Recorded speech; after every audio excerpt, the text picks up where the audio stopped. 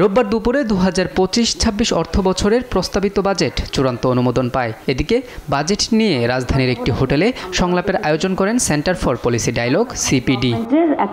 আলোচনায় বাজেটের বিভিন্ন দিক নিয়ে সমালোচনা করেন উপস্থিত গবেষক এবং অংশীজনরা। অল্প শিক্ষিত শ্রমিক পরবর্তীতে অদক্ষ শ্রমিকের জন্ম দেবে, তাহলে আমরা কি স্বল্প আয়ের অদক্ষ শ্রমিকের এই বৃত্তের মধ্যেই আটকে থাকবো? সেখান থেকে বৃত্ত থেকে বের করবার জন্য এই বাজেটে আমরা খুব বেশি পদক্ষেপ দেখি নাই। Structure the budget is boring. There is nothing new. There is no departure from tradition. একটা সরকার কল্যাণমুখী কিনা সেটা দেখতে হলে আপনাকে দেখতে হবে শিক্ষা, স্বাস্থ্য, সামাজিক সুরক্ষা, এই তিন খাতে বরাদ্দ কিরকম।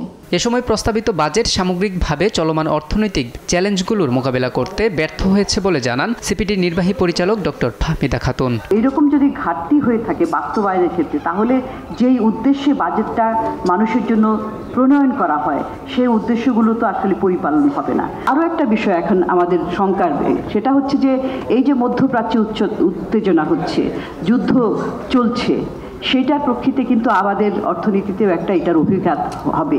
এবারের বাজেট পরোক্ষ করের উপর নির্ভরশীল জানিয়ে CPD fellow doctor Mustafizur Rahman বলেন, বাজেট কোনো বড় ধরনের পরিবর্তন দেখাতে পারেনি। যে কারণে এই বাজেট প্রণয়ন করা শুরু হয়েছিল কয়েক শতক আগে, সেটা মূল দর্শন হলো পুনর্বণ্টন, এবং সেইটা করার প্রকৃষ্ট উপায় হলো কিন্তু প্রত্যক্ষ করের মাধ্যমে যাদের বেশি আয় তাদের থেকে বেশি হারে কর আদায় করে, যাদের কম, সমাজে যারা প্রান্তিক অবস্থায় আছেন, যারা নাকি leave no one behind groups আছেন, তাদের জন্য এটা দেওয়া শিক্ষা, স্বাস্থ্য, সামাজিক সুরক্ষা। পুনর্বণ্টনের দৃষ্টিভঙ্গিটা কিন্তু আমাদের খেয়াল রাখতে হবে যে সেই দিকটা থেকে এই বাজেট কিন্তু আমাদেরকে তেমন বড় ধরনের কোনো পরিবর্তন আমাদেরকে দিতে পারে না। অথচ জুলাই আগস্টের পরবর্তীতে আমাদের কিন্তু একটা বড় আকাঙ্ক্ষা ছিল যে এটা একটা ব্যতিক্রমী বাজেট হবে। এই আলোচনায় শিশু, নারী ও যুবকদের উন্নয়নে সরকারের বিশেষ দৃষ্টি দেওয়ার আহ্বান জানান অংশীজনরা।